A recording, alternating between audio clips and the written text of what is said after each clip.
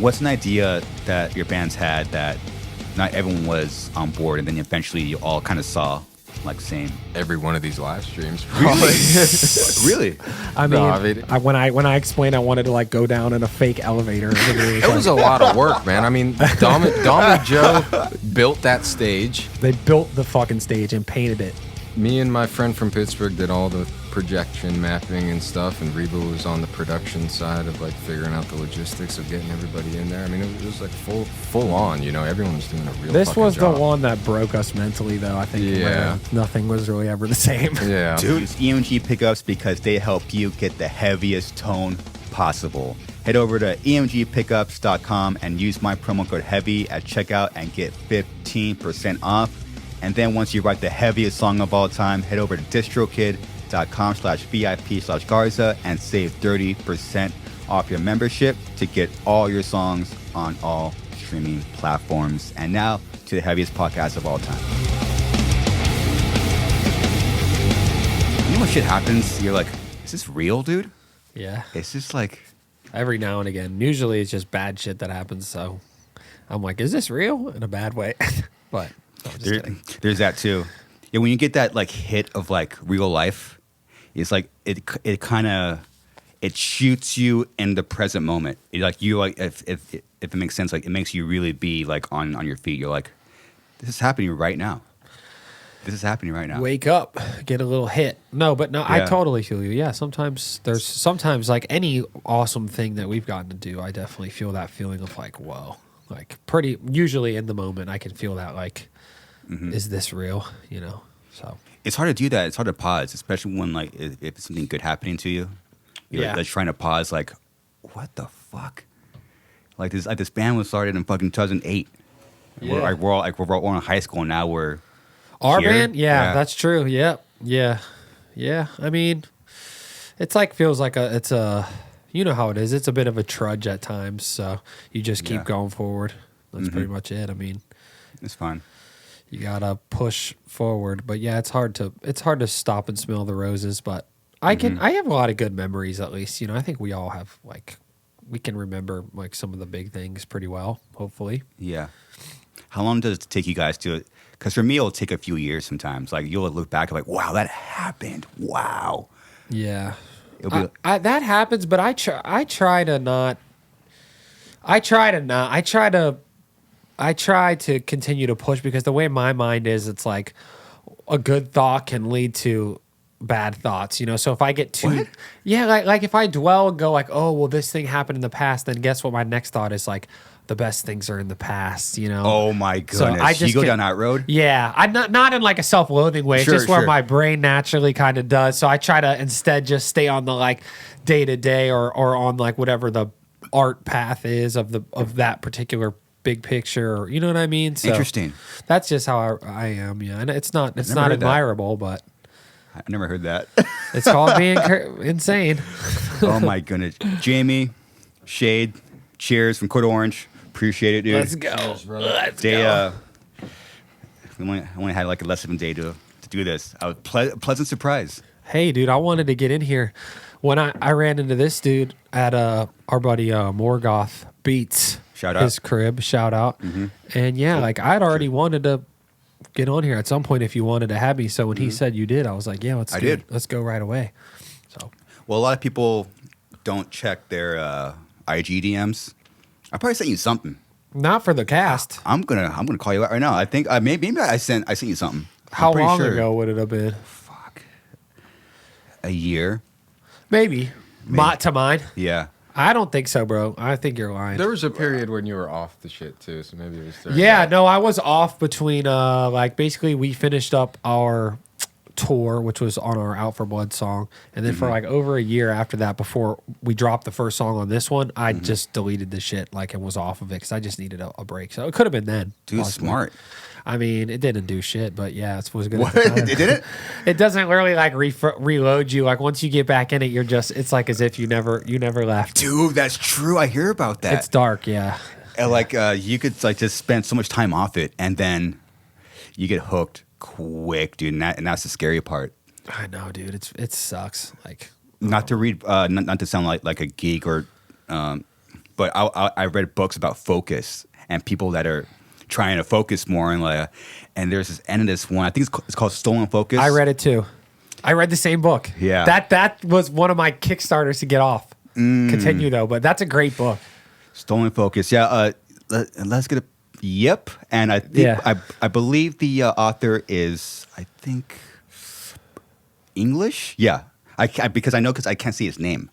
Jami, Jami or Jay, can you guys help? Why can't you see it? No, I can't say his name. Oh, Johan Hari or something. Oh, like yeah. that. Thank you. I wasn't sure. Yeah, was he like Welsh or English? Something. Yeah, that's like part of the not American. And the way this fucking ends, I'm like, oh, great.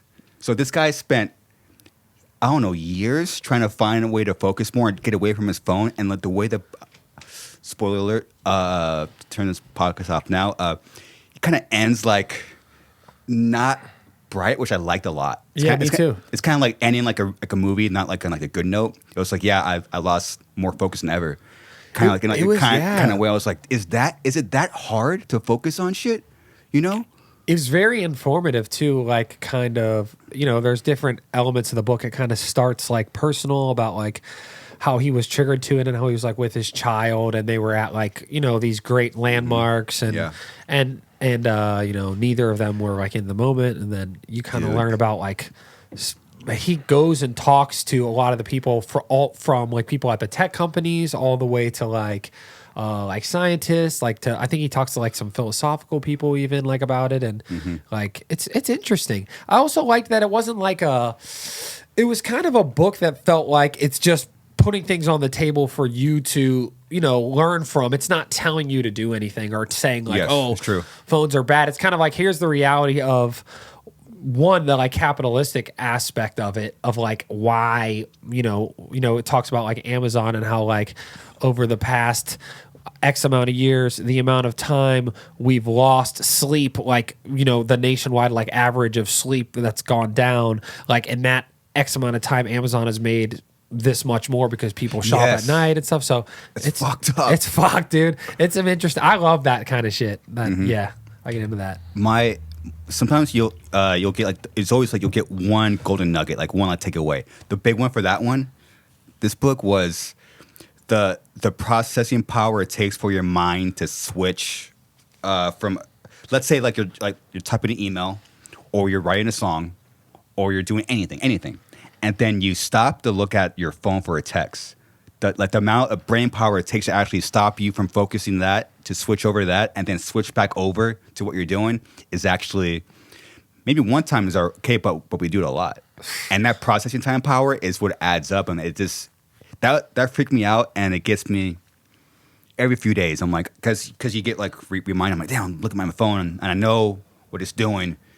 I know it takes my brain a lot to go back into what you're trying to do. Oh, dude, like fucked up. I'm so fucking ADHD'd out that I've almost like created like this insane flow state where by doing stuff, like I'm doing something, I'm doing the phone, which I hate. Like literally, I hate that I do this. This is something I'm repulsed by myself. Like I'm looking at the phone, I'm having thoughts, I'm being able to communicate them. And by doing all that stuff, like because I'm so used to it, because I'm so wired in a horrible way now, it's like it's like a drug. Like I almost need to do it to get my flow like going. This man right here is the complete opposite. He stays, dude. He stays zoned on that computer for 12 hours. Complete ADHD though. I'm just like the opposite end of the spectrum from him. To me, it's like my biggest problem with that kind of stuff is like you get into this sometimes when you have ADHD, this state of doing nothing because you're thinking about doing so much. It's like before you can start on something, you're thinking about 20 different things, and thinking about that stuff puts you in a state of like,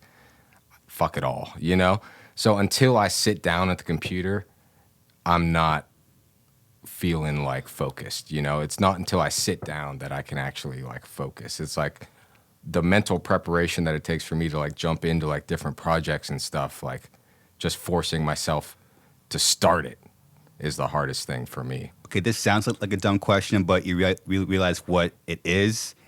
How do you sit down and actually do that? Usually, I force myself. It's literally just forcing, huh? Yeah, like there was a period during like lockdown too where it was like social, where it was like I'm thinking about all these different things in my life. Like, it's chaos. Like, shit's fucked.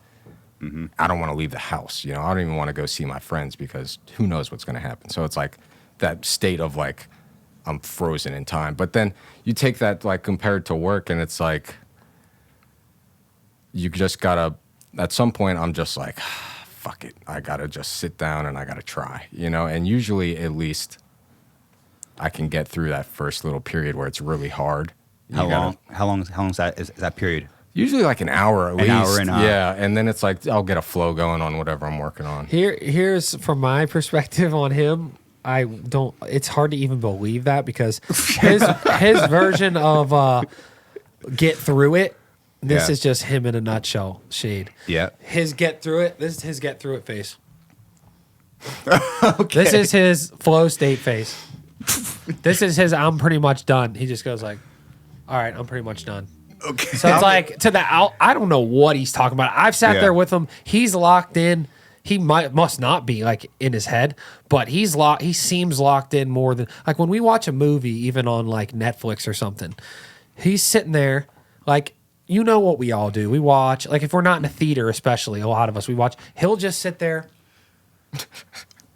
So he's a fuck. I don't know if he's a fucking liar. I smoke or a lot what's of his weed problem. too. I smoke a lot of weed, and that helps me get rid of my phone and stuff. So it's like, He's either fighting a lot of mental battles that we don't know about, or he's just a fucking straight up liar. So we have to figure it out on the cast if he's lying to us or not. we'll get to the bottom of it. Stay tuned. He gets in there and he puts it in, dude. I'm just like total like. Well, it's the same thing though. It's like you're just much more outward with your emotions than I am. That's very true. I'm true. very stoic. It's like He holds it I'll down. just sit there and hold it in if I want to scream, you know. Like He's a G. I could tell there's two very different personalities in front of me. yeah. It's But we're good. complementary. But We're exactly. complementary Yeah, exactly. type personalities, you Need know. it. We straight need up that. work together every day, me and him. Like more than like we do everything together, like work wise. Like our album, we produce the album together every day. So we do have different personalities, but it's in a strangely like non-overall clashing way. Like there's people that I'm similar to that I would clash with a lot more. Like most of the time, 90% of the time, we're just like pretty much locked in and like we're two halves of the same whole thing, you know?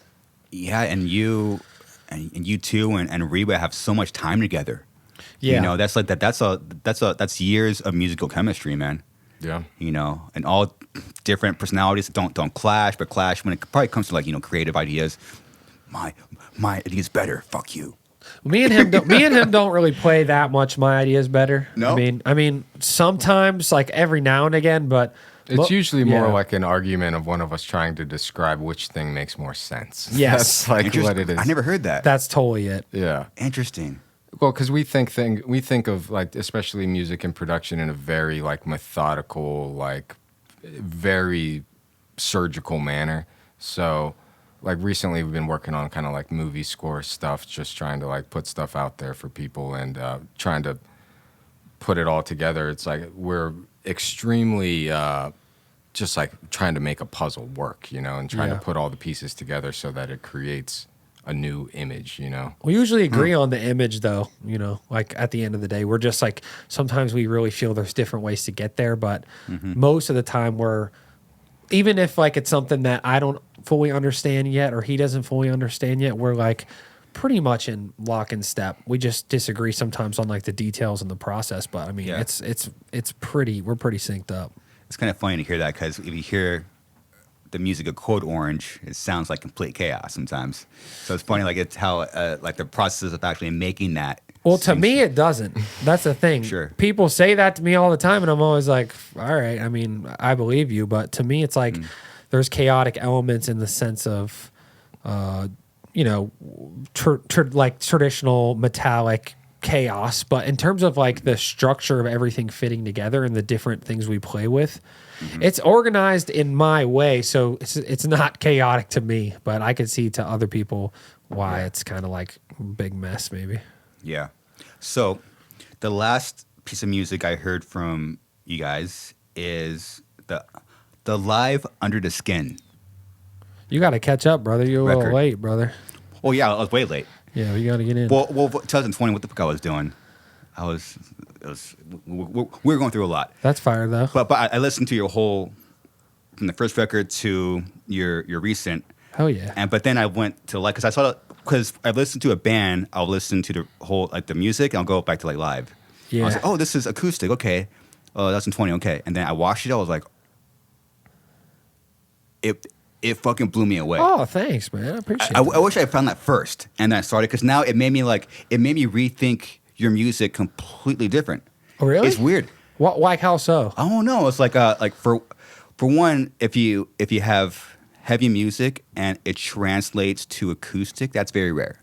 It's crazy. So I'm watching okay, first of all, the intro.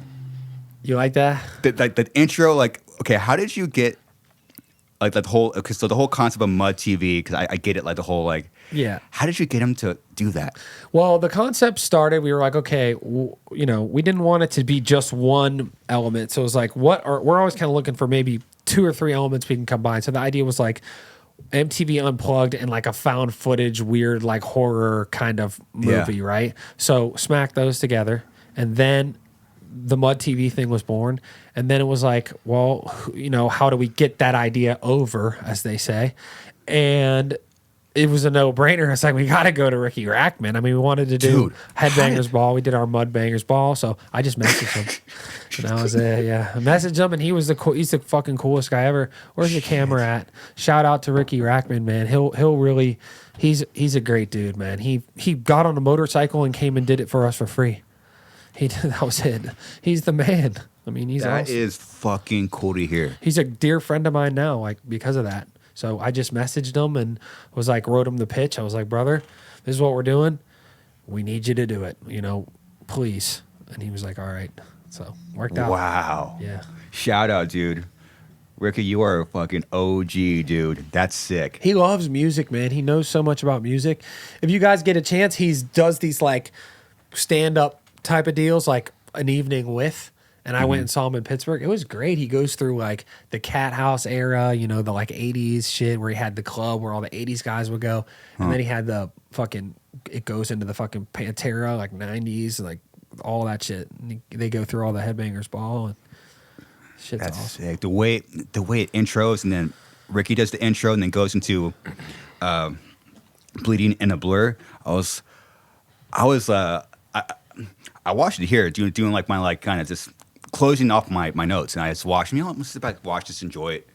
And I was like you like because what's the word? Homage. What? Homage. Okay, and like the little clip of like Nirvana, a little clip of like Alice in Chains, and like and I love that part. And it goes in. I was like, oh, this is serious. Context, that's a lot of context, because we felt like if we didn't set it up like that, I was like, they already have no fucking clue what we're doing. Like, this is going to make no sense. So I was like, we need to give him a little context. He made that clip and everything, so he rocks all that stuff. Dude, it was so sick, dude. Thanks, like, man. and then when that song kicked in, and you see, it's just everything like that, like the visuals and like the candles are going, and then Reba just starts off with that riff. She rocked that, man. She was really instrumental to making that idea happen. She was definitely like planted the seed of doing something like acoustic, and then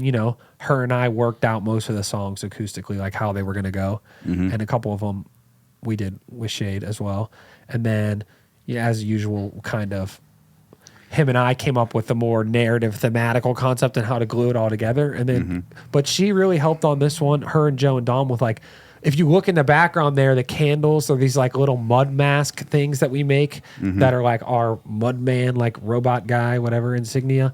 And they were making those masks like by hand and making all the props by hand and, setting it all up. Like it was super DIY. And so Reba and Joe and Dom really rocked that hard, man. They made that happen.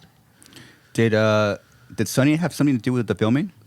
Yeah, he filmed all of the specials we did. We did 3 like live stream deals, and he filmed all of them. Can't do it without him. Another legend. So this obviously this was 2020. This is during like the pandemic. Yeah. This hit me today. Were you was Code Orange the first band to do a live stream? pretty much. I mean, there was probably bands who did them, but I don't think I heard of a band that came out because obviously like, we very very similar. Like the record dropped the same month that the fucking world that shut happened down. to you too. Yeah, but Brother. but then you already had a show booked, correct? Yeah. And then you basically just decided to make that a stream. Yeah, it was actually my mom's idea. So You want your mom's idea? Yeah. That's sick. Because we were all outside the practice space trying to figure out what the fuck we were going to do and kind of scrambling, like, man, what are we going to do? Blah, blah. And I had talked to my mom and she was like, what you need to do is you need to just go do a show and film it and stream it. And I remember telling her at the time, I was like, What? That's impossible. I was like, this is in like 2 days. I was like, we're like, you know, when you just feel like frustrated, people give you input Sure. where you're like, you don't understand. Yeah, but as yeah. usual, she was right. And I was like, I hung up and then I was like, okay, let's do it. And then, yeah, Reba got on the phone and started calling people. I got on the phone, started calling people, and we just put it together. Thankfully, he had made a whole visual show for our tour that we were able to translate to do all the, like, you know, give the God, shit some extra dude. kicks. Yeah. So that really made it thing. But I think the empty venue aspect was definitely like, I got that from wrestling. that was definitely like, I think original to us in that aspect, and kind of kicking it off even further with our following streams of like the virtual crowd and stuff. We're definitely like right in the front lines of that whole live stream shit for sure. Front lines.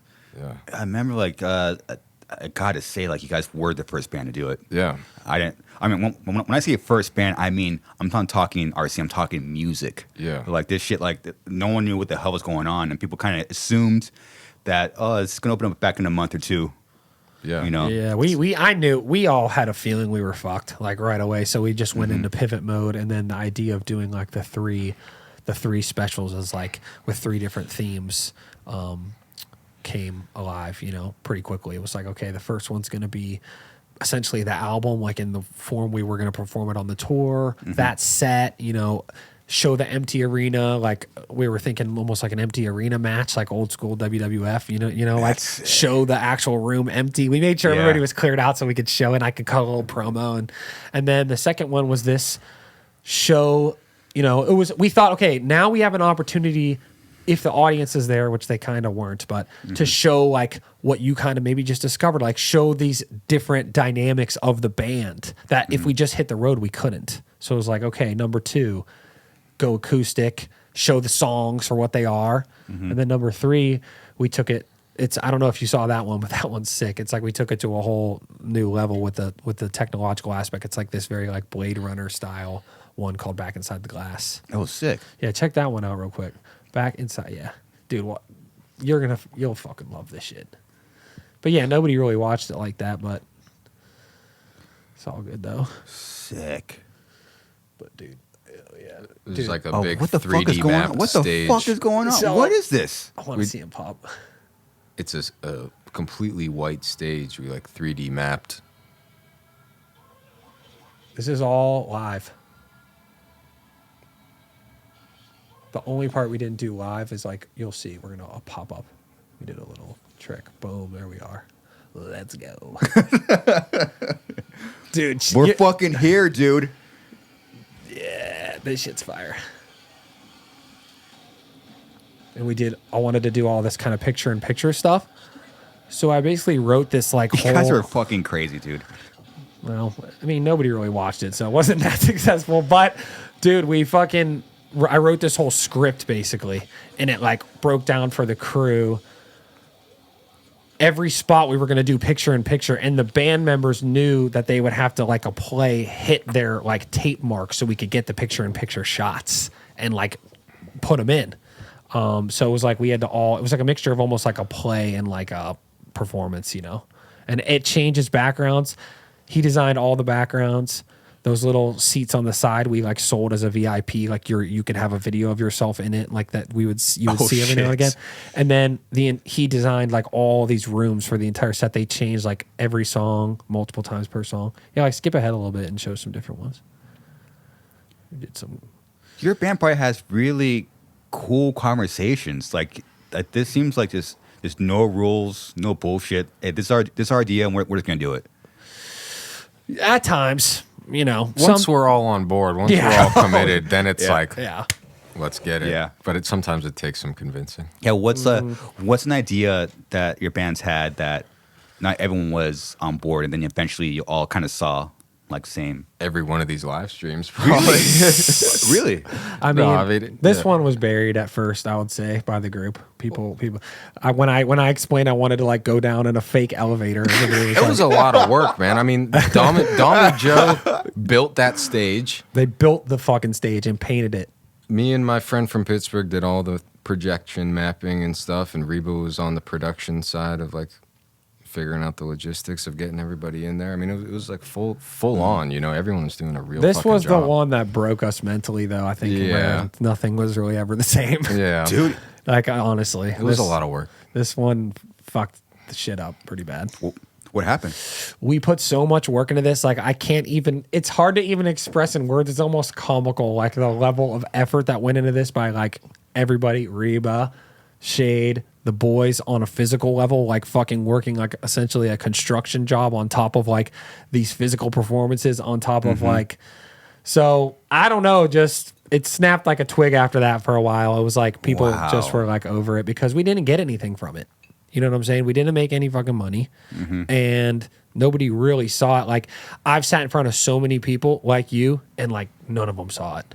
So it goes to kind of show like I love the art and we're proud of it, but at the time we needed a lifeline. We felt like, and we thought, okay, if we hit these three and knock them out of the park, like there's no way. We're like, it's too sick. Like in our heads, we're Yeah, like, it's just- this shit's too sick to like not work. Yeah. And then it's just like that's the game. You know, charge it to the game. But it was fun still. Fuck. I was all right. I feel those live streams will break you. It did seem to us. Yeah. It broke us in half. Yeah, dude, for right? sure. Tell yeah. me, like, how so?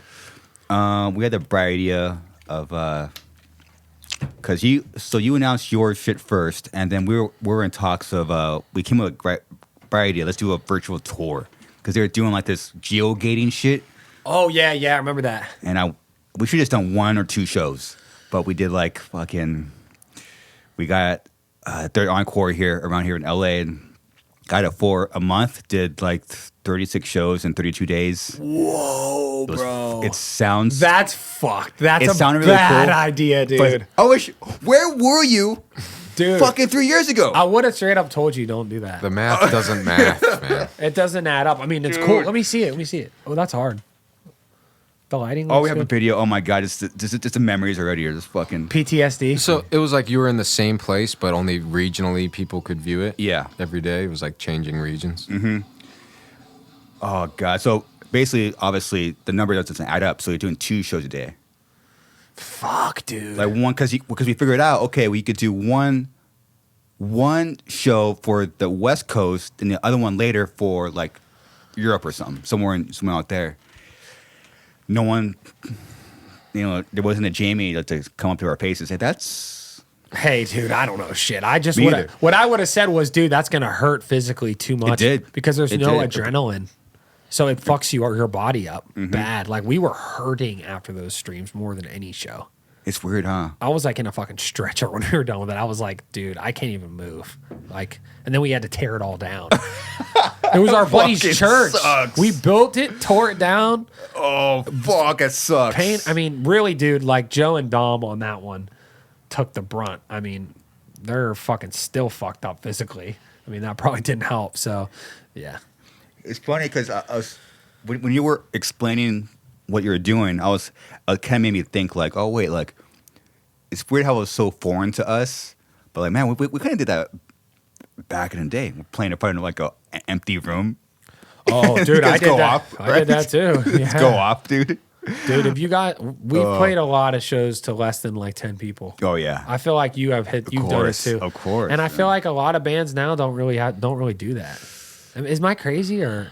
Okay, I went to a show 2 weeks ago, and it was for a smaller band, like with some up and coming bands. I was like, I was expecting to go there. Okay, though, fuck what, like 30 people maybe. It was like, there's some fucking people here, dude. Yeah, people. Like, yeah, weird. That's crazy. And also when bands come out, which I found out literally today and yesterday, I was kind of like, I don't do what I say, but like I dove into the comments a little bit, and like this new band came out, and people were fucking praising it. I was like, oh, this is great. I'm like, this is what's happening now. Yeah. Because I bet you probably experienced the same thing. You come out first, and like no one gives a fuck.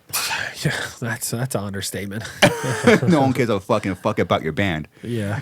And I was like, wow, it's that's what makes you hard, though. It's That's what totally. it needs to be. Totally. I feel like if it's not like that, it's like, I mean, you know, if it's not, oh, fuck, he's pulling up the fucking receipts. Don't go too hard now. Dude, let's go. That was a good one. Let's go.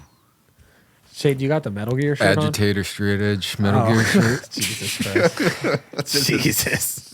Hey. You were certainly not straight edge at the time. You were high as I a was fucking kite. Agitator Squad, though. You were high as a kite, dude. Look at you back there. About to Jesus. fall out the garage door.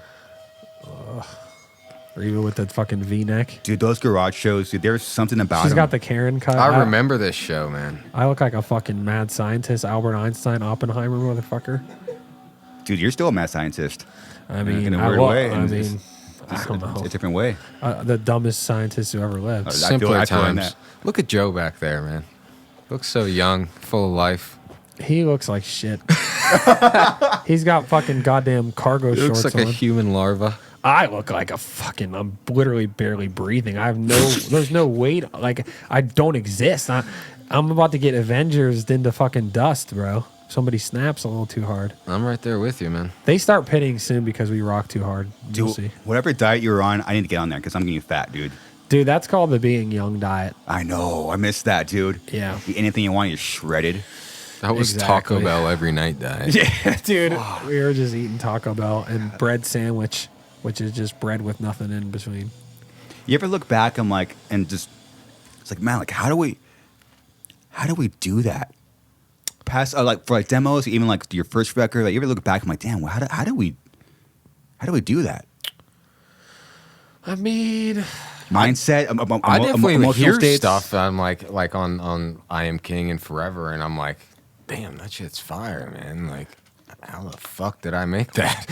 And like, I'm thinking about how I'm gonna do it now, and it's totally different. You know, It's different, though. than how I would have did it back then. You know, so it is interesting, just to like I think for us too is like we're never the most musically talented people or whatever. So it's like we're always working with our limitations, and that's always pushing us creatively. So it's like just always using the tools you got, man. yeah, some people in the band have like more of that kind of musical aptitude, and some of us don't. You know, so just use the tools we have. But I don't think about it very much. I don't think about that sort of thing very much, honestly. Like, just don't. I do sometimes. I probably How do we? What the? like. How did you do like a certain song or? Yeah, like how did you write that? What was? It's weird. Where, or even like, well, where? Now you're talking about where did it come from? Like what were we doing? I could see that for sure. I think about that in life definitely more than like shit I fucked up. You know what I mean? I'll think that's what I'm thinking about. With the songs, I'm just like, oh, there you guys are. You're rocking. like so intentional with how you songwrite too. So it's like me thinking of like how we would like write the Mud or something, trying to think of it from my perspective. I'm like, I have no fucking idea how we would even do that in the time period because we weren't using computers. We weren't doing anything like that. But in reality, it was like, you know, you kind of put the thing together in your mind, you know. Yeah, And I it mean, was like- I have the blessing of not having to deal with as much of the technical bulk like he does, and even Reba did at many points. So I think that's makes it a different type of mindset. You know what I mean? Like he thinks about the how did he do it, like physically do it. Yeah, you know, yeah. because I like, and that's really difficult. I don't know how he did it. I don't know. He does it now barely, and I'm sitting there the whole time. Do you have like a sound in like your head or like say you trying to like explain it? What's the? It's like a bounce ball. It's like I'll have sometimes it comes, you know, from me throwing something and something comes back from one of them. Sometimes it's different. Like they'll just play some little sound or some riff and it hits me and it just sends me off on A, B, C, D, E. Sometimes somebody will come in with something like really formed, and then it's just more, my ideas at that point are usually, okay, how do we preserve how good this is and also add. That's the hardest. Yeah. That's the hardest. I love that though. When that happens to me, I'm like, oh, that's a, like when Reba will do that, what she does do sometimes, it'll be like, take that the fuck down off the damn screen, bro. Get it up there, dude. What the fuck is this? sorry. You keep pulling up too 2009. many pictures, I'm brother. sorry. You'll see. Keep playing with us. But so yeah, I mean, like Reba sometimes would bring in ideas that are pretty fully formed in terms of at least like I know, okay, this is a good song. Right away. And that is almost a sigh of relief where it's like, okay, now we just gotta color this right and make this some bitch fucking shine and make it fit into the universe, the Code Orange world aesthetically. But the hard part's done. You know what I mean? So that's only once in a while, but many different ways to go because many talent they're all very talented, you know. So it makes it easy. Mm-hmm. So from going to the record, I am King. Like you guys talked about, like you're gonna make things more simple, right? And yes. Which when you say it, it's funny because when you make things, we're just talking about that. When you make things more simple, that's one of the hardest things to do in songwriting. To make things more simple. You know, how do you take away things or knowing what to take away? Well, we were on the road with certain kinds of bands, and we were getting more engulfed into like the traditional hardcore culture from what we had come from, which was more of like a hybrid of hardcore culture and punk culture and like all just general weirdo culture. So, which you can feel all that on this record, like, and we knew aesthetically where we wanted to go once we started putting the pieces together. But the idea was like, maybe it started off with just songs. It wasn't like we go into it so intentionally, but once the songs started coming together and once we started getting input from people in other bands, I remember we recorded demos with Taylor Young. He recorded all the demos for this record, who plays in like Twitching Tongues. And I would send stuff to Todd Jones from Nails at the time, who we were communicating a lot then, and he would give input and people around us would help us and give us input. And then when we started, you know, shaping it, the idea became maybe let's rebuild this house a little bit so that we can maybe have the room to build it back up. Because what I felt like was the other house we were building before this, it's almost like I had already seen the conclusion. Like that one record was the conclusion of all the demos and stuff we had done, even like past a certain point. Like once we kind of locked in, like aesthetically, we had a tape. It was like Embrace Me, Erase Me was one of the tapes, and there was like a split with Full of Hell, and all these things like artistically looked similar and had like the same aesthetic, you know, and weaved together. So it like peaked out. So once it peaked out, it was like, all right, that's the prequels. Now we gotta, you know, we're not getting rid of that, but we'll build back to it, hopefully. Build back to being all over the fucking place. But let's try like do it in a different way. And then also, of course, we were getting into different kinds of music that we hadn't really gotten into. You know, like when we were teenagers, we weren't necessarily into like Alice in Chains. But then as we were getting towards being, you know, 18, 19, 20, we were discovering more rock music and more metal and a lot of stuff we hadn't really discovered. So that was fusing in there, you know, because we were more just like weird punk, hardcore, roll around on the ground, have patches, but also have like a Black My Heart shirt. Like kids that didn't make any sense, you know, hodgepodge kids. So, yeah, sorry for the long answer. No, it's so it's crazy that you had, Jami, you had like the foresight. You guys had like the foresight. Sort of. Once I'm not gonna fucking act like I'm fucking sitting there like. You're a genius. No, I'm not. They'll throw. I'm a genius. Fuck you. You're a genius. Pieces come into play, and then once the pieces are there, to an extent, I do feel I have the ability to know how to put them together and know how to build it up. But I need the pieces. I can't pull the pieces from scratch. That is why I work with him, and that's why I've worked with Reba, Dom, Joe. Like, they're so amazing at that, and I'm sure they could build their own fucking full puzzle too. I mean, I know that Reba and Shade, and if the other two wanted to, they totally could. But they allow me to like glue it, do that, and I appreciate that. So what do you think when you hear like a song like Dreams and Inertia? It started with the loop. You did the loop first, right? Or did Reba do the loop? It might have been Reba, yeah. Yeah, I think Reba did the loop, and then we were just jamming a lot in the room at the time. At the time we wrote that I Am King record, we were also writing the first record of, or the only record of our like kind of more indie leaning band that was called Adventures. So like on opposite days, we would kind of write for each band, like in the same shitty room. And so this, you know, we were playing with rock stuff already. So it kind of made sense to create this kind of smoky, fucking found footage. And you made a video rock for it? song. Yeah, we did a video right there. Fuck. The video's hard. That's Shade's old house in his old like little This is wood my shed. parents' house. Yeah. Yeah, that's sick. In north side. That's Shade's tub. It was dirty. Ugh, disgusting. Look how young you are. We were so young, dude. We're so fucking old. It's fucking pathetic. It happens quick, dude. I know, right? Touring adds years I'm gonna off myself. out of fucking nowhere. Yeah. Fuck it. Remember we were doing that? I remember when we were doing that Smash, I was looking around like, is anybody around? Hey, Shade, it's your call. What's that? Oh yeah, I'll take another. 2? Yeah. Jay or Zach, can we get some beers in the opener? Appreciate it. Your hair is very Justin Bieber here, Shade. Oh fuck, that's a diss. No, dude. No, No, okay. he was looking fresh. He used to be killing it with the ladies.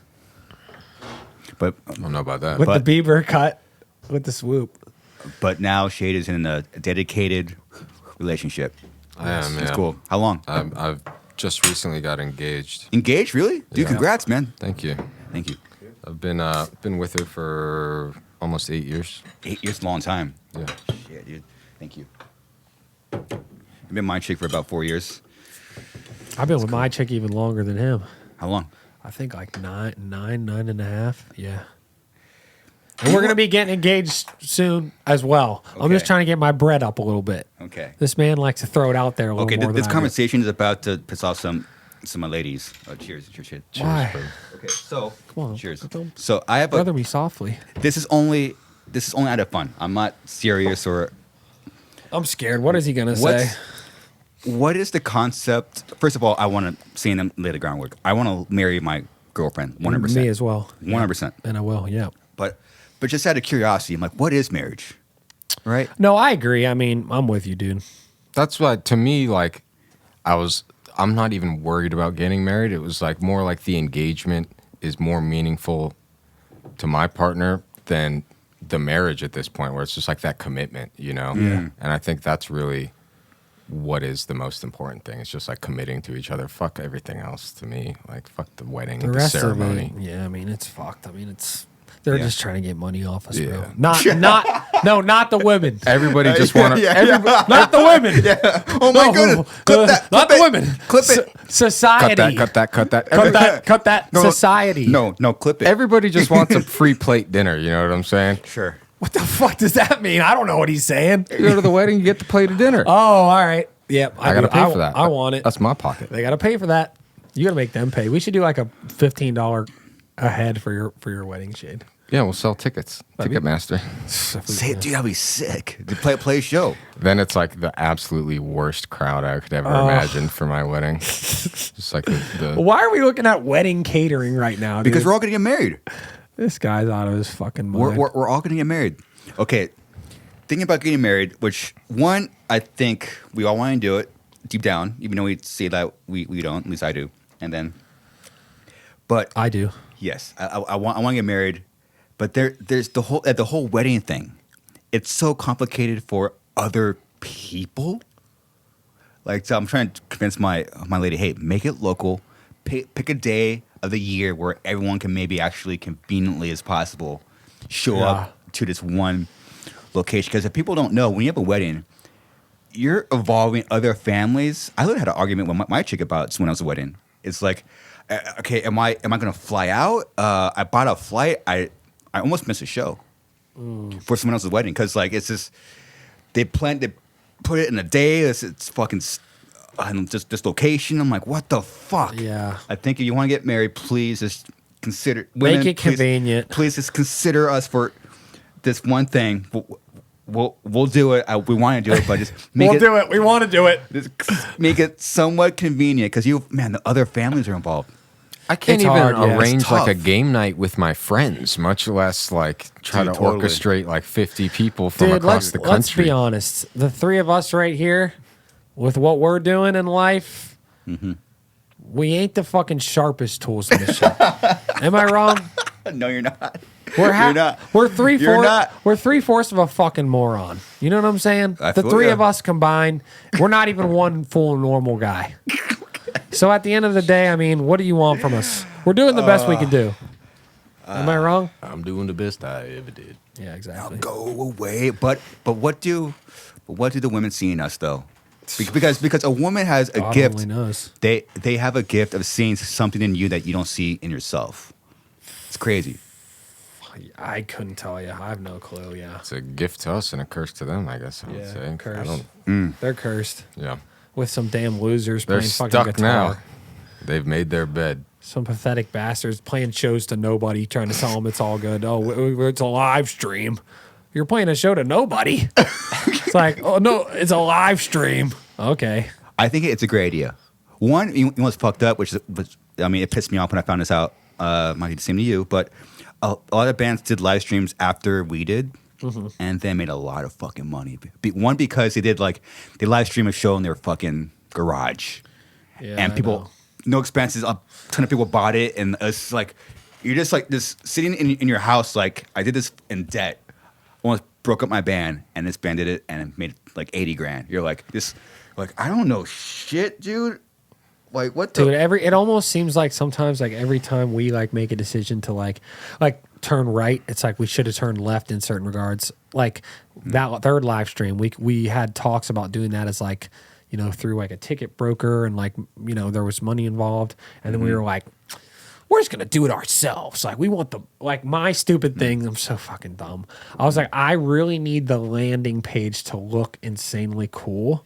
And none of the companies could offer that. They just wanted it to be like the generic like thing. And for me, that was a no-go. So we just did it ourselves because of that. Sick. Which is literally, if you really think about it, like one of the stupidest things you could ever do. So yeah, we didn't get shit out of it, really. I mean, we sold some merch and all that, but it is what it is.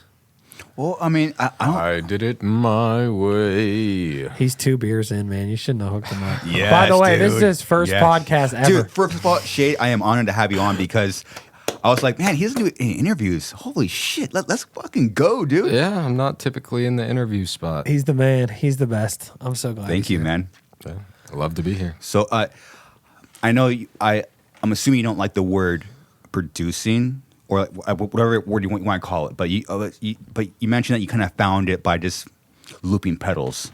Yeah. Right? Yeah, you can call it producing, whatever. I mean, it was just like kind of my way of writing music was always just more like just hardware oriented, less like, you know, musically oriented, less like instrumentation, more experimentation, you know? So it was just a kind of a natural process for me. It just like started with guitar, and then it was like I got pedals, and then I got a looper pedal, and then I was like, I can only make 30 seconds on the looper pedal. I want to make 40 seconds. I need a computer. So then it was just like, and my learning process is always like very linear. Like, I want to do this, and to do that, I have to learn this, this, and this. So I learned those 3 things, and then I can do what I wanted. And now I can do this next thing, but I got to learn this other thing. So it's just like cumulative production, you know? And it's kind of just a long road, just working with code. What was the loop pedal that you got? Was The it Jam Man, the Digitech Jam Man. The Jam Man? Yeah, dude. I never heard There that in was my a life. whole scene of guitar players that just started using the Jam Man as like interludes and everything. Is and this it? The Jam Man? Yeah. That's it. Oh, I Dude. remember that. I remember that Oh, guy. I gotta get a Jam Man. We It's started hard. doing that, and then every band had a Jam Man. So Oh, if you don't can say that. don't take credit. Oh, this is years ago. This is years ago. This statute of limitations is over, but I do take credit. Okay, Alright, there's a mic input? Yeah, it's pretty cool, man. It was like you could put a mic in there, you could run a stereo, whatever into there. It's Memory card and a stereo. Okay. yeah, it's got like extra external switches too, so you can have like more control when you're live. Like, because we would do all samples for Forever and I Am King and stuff like that live, no playback, nothing. So Dude, that's sick. every sound was on that. And No. yes, sometimes 5-10 sounds a song. So I'm scrolling through 1 to 10 for I Am King. You know, it's like, brrr, I'm hitting that with my foot. And then in a split second, I got to change it over to the next sample, you know. So it was That's fucked. a lot of dancing. And that's why I got into the computer and the synths, because it became too much to do with my feet, you know. That was- I that remember was how the real- crazy that was. And sometimes when he played, he was like, ma, ma, ma, ma, ma, and he would just go, Yeah, sometimes the wrong thing comes Oh, up, you you hit know. one more thing on the pedal, you're fucked. Yeah. oh, dude, yeah, that used to happen like every show. I heard someone call that, shout out to Mike from Incubus. He said the term spill in the paint. Yeah. I was like, it's true. Like it's just like this loud noise. Oh, dude. It's like, oh, I shit, can't like, tell you like- how many times it's happened when I used to run his vocal effects with my feet. Yeah. And there was That's a terrible vocal idea. You're telling me. But there was no other option. So there was like a couple that were like insane where I'd be like, ooh, like stuttering and like distorted. no. And he would be like in the middle of a speech, like dead Yeah, dude, silent. I remember that. And I would like be like adjusting my stuff and I'd hit the wrong switch and just in the middle of dead silence it turns on. I hope you guys will buy merch. And then I was like, And then I'd have to wait for him to like finish me with like his a word. bloody head doing that. Oh, fuck. Dude, that's so funny. Dude, you know what? Arthur from Arthur Rizk, is that how you say it? Our fucking boy, he's like a killer producer. I mean, he did like, what records has he done? So many. I mean, everything from like he helped us to Ghost Main to he does tons of metal stuff. He's done like his band is called Summerlands. You ever heard them? Or Eternal Champion? No. Two fucking killer bands. He was also in a band called War Hungry. That was like a hardcore band, and he plays in Cold World. But I say all this to say he's a pedal genius. And I saw on the latest like Cold World video they played in Brooklyn. You know how they would always play and they never have the fucking samples. And it'd just be like, okay, which I mean I get, but it kind of fucked it up. He has the samples going, but he has a pedal, and I'm sure you already know about this, but where he can tap the tempo in right before the sample comes on, and the sample will be that tempo. Yeah. So he was fucking rocking all the samples around the time. He would run back there and just like, and it would, my life, my life, my life, my life. It's fire. So it was fucking awesome. Dude, this guy's one of the gods of metal. People need to know about this guy. They do already. They do. Check this out. This is my boy Arthur. He's fucking produced every cool metal record that's come out in the past fucking 5 years. Former Ozzy Osbourne shredder? No, I don't think that's true. No, I think he was working with somebody that was Yeah. I'm sick. adjacent to Ozzy. He's done a lot of like more extreme metal, black metal, and what the fuck is it? Like I don't even know. It's what all it a is. small circle, man. Power Trip. He did all the Power Trip records. Sick. Yeah, Prurient. Inquisition. Yeah. Summerlands, here you go. He did a Self-titled. he did did he do that? Draft on a record? Yeah, he's done a lot. So he's a god. Sick.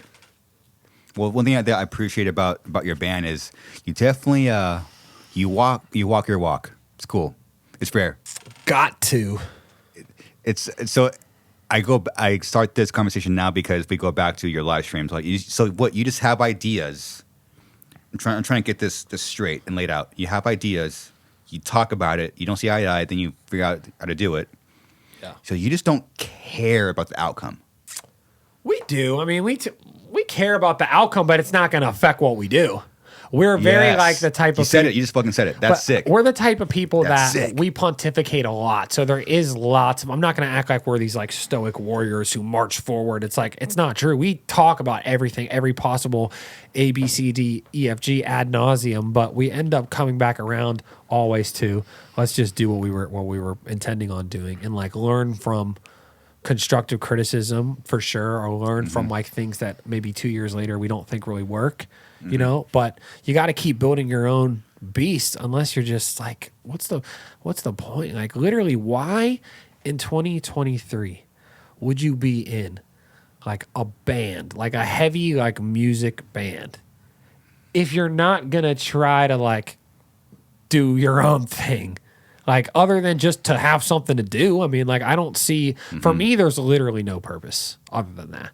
So, you know, it kind of answers itself. But we definitely, Sure. we think about everything. We're not impervious to, like, you know, criticism or concern.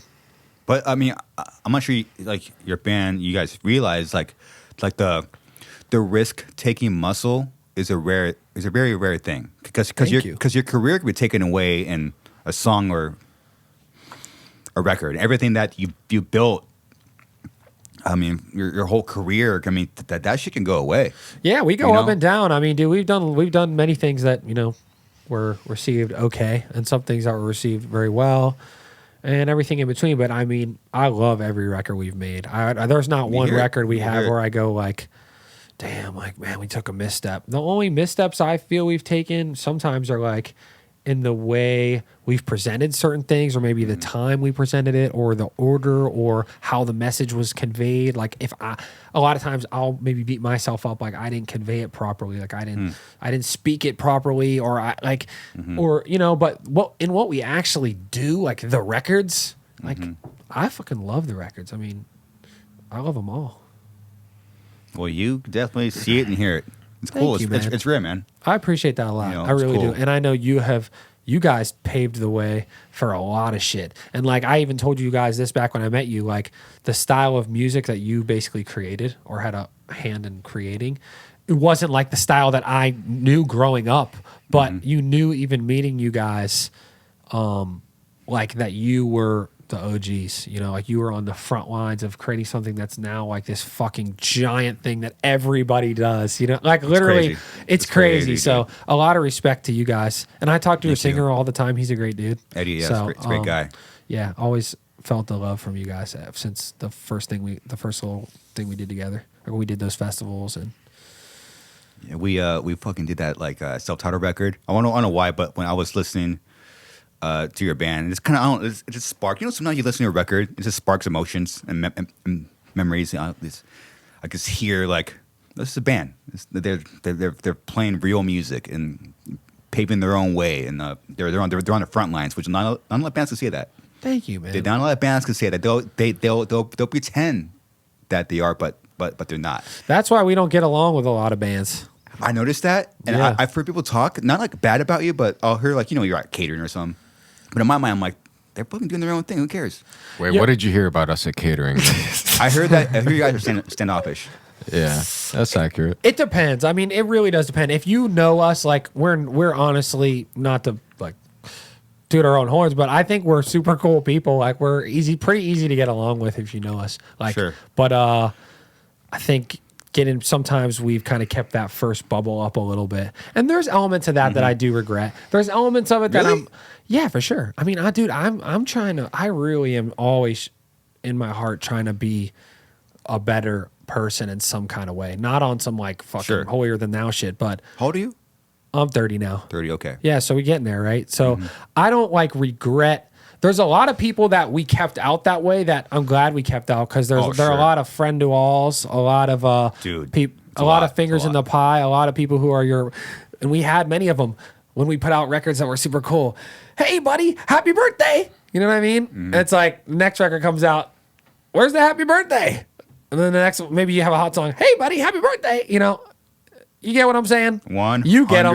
100%. I bet when you started this podcast and this podcast started going, did you start getting a lot more fucking happy birthdays again? I bet you did.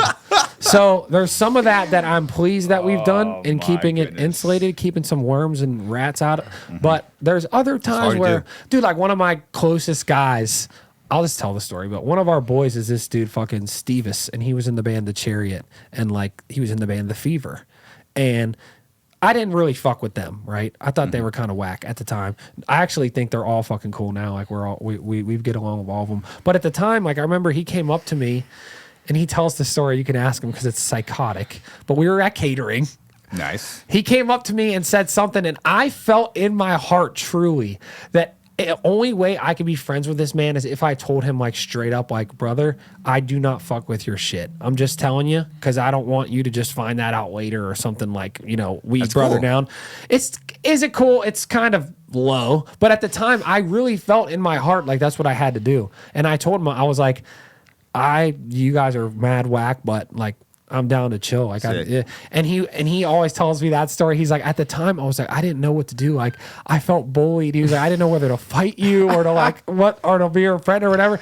And so then we hit it off, became buddies. That I regret. I should have just went to him and been cool. Like, what the fuck is wrong with me? And we did do things like that at different times. Sure. So, but at the same time, man, here's the thing about us. I really do think a lot of this shit that comes out is whack. I don't know what to do about it. It's like a disease. It's like a sickness. I so badly want to see it and like it. I so badly want to see these bands blow up and be psyched about it. Sure. And on a personal level, I actually am. I literally am happy for them and their families and their shit.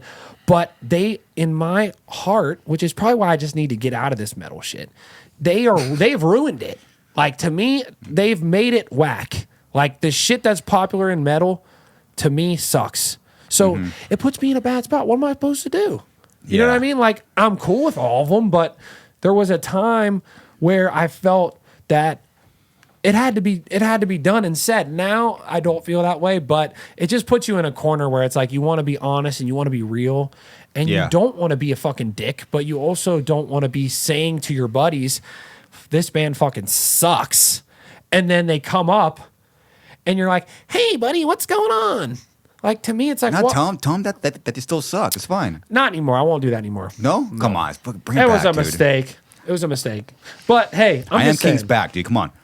Hey, dude. Shades Listen, down. See, he's happy about it. it didn't help. But I'll just say, so I get where people are coming from with that. I do. But we also have a lot of great buddies in bands and great buddies in this whole ecosystem that are like, it's not a lot, but that are friends for life that I will literally do whatever for, that we really fucking stick tight to. And you know, it's tough. There we go. There's Finn, punk rock, MBA. Does modern metal suck? I mean, listen, man. People like it, man. Hey, and guess what? A couple years ago, I used to go and say, well, my hypothesis was this shit has a ceiling because these aren't really like songs. These are just basically fucking sounds that are combined to make something, and it'll get popular, but it has a ceiling. It can't get to a certain level because people need like the songs. You just hit the pen. And I was wrong. A lot of these bands did get popular as fuck. They blew that shit up. So guess what? My hypothesis incorrect. Turns out I'm just alone in the corner. So my bad, but I still don't like it. Well, I mean, this was a thought and feeling I had when I was listening to your band, and this was after I saw the acoustic stream, and I was like, okay, this is fucking sick. And then it kind of made this really tied things in a different way. I'm like, this could be something that there's like a slow longevity to it, because I don't care how popular a band. I've seen a band play down the street, sold out as fuck, and then a few years later, dude. So it's like, so what is longevity? I don't really care about like. I don't even care you've been around for 10 years. Like, it's just like, what is the true longevity? Because shit happens. Bands could break at any moment. You don't really know. No one knows. Yeah. No, dude, one thing I'm grateful for is on our journey, we have had some good ups, but we haven't had such a high up where we were crushing every show, selling out a tour that like it rocked us when we went down a little bit. Like it's always been like, you know, it's been up for sure, but it wasn't like, oh, not one day we're playing 200, now we're playing 1,000, now we're playing 5,000. We never did that. It was like 200, 250, 300, 250, 1,000, 700. You know what I'm saying? So it's like, it's good. It makes you a little more, you know, it keeps you a little more together. It does. Yeah, I mean, I think this show fucking rocked, bro. This is one of the best times of my fucking life right here. Outbreak Fest. Yeah. Fucking hell, dude, it was crazy. This has to give you like a good moment, a good memory, because you know, think back to like, oh wait, are we gonna fucking tour again? Are we coming back? Yeah. Oh wait, then you do a stream. Oh wait, is the band fucking over now? Yeah. And then you get broken. Then you have these moments where you kind of get like you get that light. It happens, you know. Dude, yeah. This one, I came out. You know, I was jacked up, busted that mic on my head, color right away. Yes. Time of my fucking life. That's sick, my boy dude. Joe, I'm looking over. He's fucking doing crazy shit. I'm like, just me and my best friend going hard, and people are going nutty. We got the visuals. Fuck. This was my ideal show because it was like no rules, chaos, but we had our show. We had the visuals. We could do our art. It was like art meets chaos, and that's like our ultimate goal. Damn, see, not all that bands have. I'm telling you guys, not all that bands could do that, man. Thank it's cool, you, man. I appreciate that. I didn't know you even fuck with us like that, to be honest. So I appreciate that. Honestly, today, I mean, it started today. God damn, man. Get some other people on board. Dude, let's fucking go. Dude, it takes time. Dude, like if you put us in a situation like this where it's just like we have any sort of like visual aid or like any kind of production, I mean, it's like that's where we thrive, you know? It's like that real, to create an experience, you know? Totally. It's like you want to get sick first in front of nobody, in front of no production. Get sick there for a while. Oh, yeah. And then do that for years. Yeah. When you're sick there, then you add the shit, like it's just like this over the top. It's not a where most bands, I won't say names, but they use it as a crutch. Yeah. And guess what the worst part is about that? It's a crutch, and the shit they do on the screens is so whack anyway. It's like you didn't even put any effort into that either. I'm scared. I'm scared to do these screens. I'm like, we do this, but we got to make sure it's like it has like purpose behind it. Like this, like I love making that shit. He loves doing it too, but he hates the process because he's the one who actually has to fucking work so hard. But I love it. It makes me fucking, oh my gosh. Dude, if people ask me like, what's your ideal? Dude, that looks fucking sick. It was sick. This is my ideal like show we ever played, honestly. Where was this? In London this past summer. Fuck, it's like badass. Or not London, Manchester. My bad. It's like an underground like warehouse. It's like a Blade rave warehouse that had like 10,000 people in it. Damn, dude. And it was like us and Death Grips and fucking my boys fucking Trapped Under Ice and all the young hardcore bands who were all fucking killing it. They were all so good. It was fucking great. That's incredible. And by the way, I love where hardcore's at. When I'm more talking about like metal and stuff like that, that's to me different. I think hardcore's in a great spot. So I think a lot of that stuff's rocking. You have a band like Tsunami that could play a fucking small ass corner, and then now it's going. Yeah, dude, it's going. They're rocking it. I never met them. I don't really know them like that, but they're going. I know the Drain a little bit, the singer. He's rocking. He's killing it. They're absolutely murdering it. So yeah, a lot of bands. Vane, we came up with them for sure and put them on a lot of tours at the beginning, and they rock it. And there's many. I was looking at your Wikipedia, and I like going towards the members section. I never seen a more complex. Yeah, what does it even say? Like it's like okay, it's like who does what when. Oh God, it's probably all fucked It's up. crazy. What does it say? It's cool, man. We've had the same like. No, it's got like the kids from high school in it. Okay, go to their wiki and go down. Holy shit. Lower. Yeah, that's Good. The graph. What is that? They're not wrong. They're not wrong. Somebody's a genius who made that. Is this right? Damn, dude, that is right. Wow. Wow. Wow. Who You see made those this? straight lines? You got Reba, Eric, and Jamie. And Max Joe Portnoy. Goldman counts too because he was there for all that beginning stuff. Why does my line look like a teenager's jiu-jitsu belt? Because you changed. Because you guys changed shit like That's so accurate. You're a genius for saying that. But I saw it. yeah. I'm like, I don't even know what to say. dude. Oh, I get it. It's like my keyboards and stuff. I'll explain it. When we were in high school, the other two people on there, they were like high school kids with us that like were in and out, and they're both. I haven't seen them in a minute, but they were both awesome. But then it was like when we, became like a band, like an actual band of older teenagers. Yes. It's been the same people. Dom wasn't there, but if you can do about half that grid, he was on tour with us, so.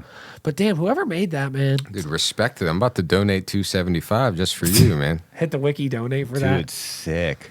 So yeah, Jamie, Eric Shade, and Reba, just OGs. And Joe was there too. Joe was in the crowd selling the merch. Like Joe was always there since day one. Joe was at practice. And he was in our other bands, and like we would all play together. Yeah, he's also been on every record. 2011 when he joined, we just graduated high school. We were all 17 years old. So Wait, what? That's pretty early. Yeah. What, are you serious? Yeah. Yeah. Damn, dude. Yeah.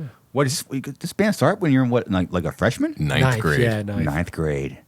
Jeez. I had a band Louise. before that too. I thought we were going to be fucking goddamn Green Day, but didn't turn out. No. Nope. We haven't. Yeah, dude. It was pretty fire. We played shows with like 40-year-old men like all the time, and we were in like 6th grade though, so that was cool. You're always in bands then. I was. Yeah. Fuck. You know what's crazy is, Jamie, you've had a second chance of life because you started playing drums, which, as people know, drummers know, is a terrible idea. And now you're not playing drums anymore. Fucking hate drums, dude. Fuck, hate You know drums. how lucky you are? I'm free. That's lucky. And what, Shade, didn't you push Jimmy to just do vocals full time? Oh, yeah. I was Okay. super into that. Because, Don't you fucking search that over watching there. them. God damn it. Yeah, that video right there. This son of a bitch. All those videos, it's like, that was always our biggest crutch, was just like, we had no frontman. You know, like we're touring with Terror and everything. It's like, we got no frontman. Literally, you have a record, everyone's singing vocals. Yeah. Everyone's singing vocals. No one can sing along, though, but everyone knows the words. Because, Interesting. You know what I'm saying? So to me, it was like, that was just like the next evolution. Because like every record, we had changed our lineup a little bit. This is when we were starting to get over. I'm sorry for cutting you off. So did you? We're all sweaty. So did you have? You look great here. You look like a fucking god here. Did you see the little cut? This was like the Dickies and tucked in tank era. You look handsome. I look like a piece of shit. This is when we were starting to get over. This is when shit was getting going. Really? Oh, that's let's time. go. It was getting going. We had 30 people in a VFW. No, you don't remember? We drove out to play the Life and Death deal, and we were playing early, and like it was like all the hardcore bands were on it, and we played as like a little special. Dude, people were going off, dude. I do remember this. This amount of moshing was like the Super Bowl at this time for us. We were not that hard. No, we were hard. We were hard. But I'm the saying hardest. I Am King versus like Flower Mouth. This is in between, yeah. Yeah, like compared to like the I Am King mosh, that was like we had become accustomed to it, to a certain level of violence at that point. Zero, yeah. Oh my goodness. Okay, so Shay, did you have like the idea in your head? Okay, I'm just gonna ask him. I'm gonna tell him, hey, this. Well, I think he was talking about it. And I think it mainly stemmed from like, we wanted to write the best music we could, and I wanted him to write the best vocals he could and everything. Mm-hmm. And it was like, I don't want you to have to think about if you can sing and play this part at all. Mm-hmm. I don't want you to worry about that. I think that's just dumb. You know, it's like. And I had a meltdown on the Slipknot tour. Yes, let's hear about the meltdown. Remember that one day? So we did the almonds. Yeah. So we did the Slipknot tour for like 3 days or something in Europe, and like in my head I was like, I swear to God, if you don't go off these videos. In my head I was like, we have to kill this. Like this is it. Like their arena shows, like we have to literally be the greatest band that ever lived at these shows with Slipknot, right? Mm-hmm. And we played the first one, dude.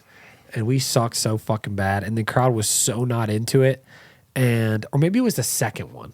They weren't into it at any of them, but the second one, it was bad. And this is the only time I've done this, and this is not the type of shit that I do, but I like had a whole like go in the backstage and like start fucking shit up, like meltdown, and I was just like screaming like it wasn't this tour, but yeah, we did this. Like this was like we got a little bite like a little bit earlier, but I was just screaming like this. I felt like this is my chance, and we've blown it. Like we are not. Well, I've gone around and told everybody, this is what we're gonna do. This is how good we are, and we weren't. And so when you face that, you know, it bursted a bubble in my head. And then the next day, I had to give everybody a big apology, which I did as well. But yeah, I just fucking flipped out. And then that led part of it because I was like, we need to connect. When we play with these big crowds, we need to connect. I'm back here, I can't connect. I'm behind all these fucking drums. Like you see when you're in those big rooms and you're doing that, all of a sudden you're a damn dumbass. You know what I'm saying? It's not so cool anymore. It's like I'm back here behind all this shit. It's like I need to get out there. And then, you know, but I wasn't sure, so he fucking clicked it all in for us. So wait, you play like this. Second show is like, fuck, we've fucked it up. Everything was fucked up. It was like the crowd wasn't good for us. People were fucking shit up on stage. No one was like, we had just traveled fucking, you know, however many hours. Everybody's tired. Mm-hmm. Yeah. Like, I don't care, dude, if we put our shit out and nobody buys it. I don't care if we play our shows and nobody comes. If we get up there, we have to be the best. That is really how I feel in my heart. Like, we have to deliver. If not, what am I going around saying and doing? What is this life I'm living? Totally. I need to do something else. That's it. I can't control if you're going to show up or if you think what we're doing is cool or if we like riding the wave at the time. I really can't. But I can control if we're fucking good up there. And if we're not, it just puts me... I deal with it a lot better now. But there was an era where like I would just feel like I'm wasting my life. You know what I'm saying? Mm-hmm. Sometimes you're doing everything right, but some good shows are not meant to be had. You're right. That's what I need to think. It's weird, dude. I've learned that now. It sucks. I might be the Jami in the band. I'm just obsessive and just fucking This has to be perfect. Go insane, you fucks. And it's just not there sometimes. I mean, we It's used really to even not. do that stuff for shows in front of 15 people. I mean, it was Of course, like, of course. We always did we that. need. Yeah. It's like you ring out over the cutoff. Oh, Motherfucker. I used to do that a lot. That's when we talk about regrets. Yeah. I regret that a little bit because I used to like look Joe in the eyes like while we were playing, and I'm like, I will fucking kill you. I swear to God. Like, I swear to God, if you ring over this fucking part, we're happened? both gonna die tonight. Oh my God. And it was fine. We're boys, but you shouldn't Sure. do that. It's not the right thing to do. Like, and I would do stuff like that, you know, but it comes out of us wanting to be great. But either way, it's still like it's stupid. That's being young type shit. You know, you get. I think that's something you need to learn how to deal with better. You all right? I was just fucking. Oh, I thought you got Grazed my nose. shocked, brother. What the fuck? Oh no, we all Take his drink away. We need a round 3, dude. we all deal with that. I think we all feel the same about all that stuff when it happens. It's just we all deal with it differently. I've definitely though chilled out. You can't. Good. Yeah, it's not the right thing to do. So what? So you're freaking out. What are you doing, Shade?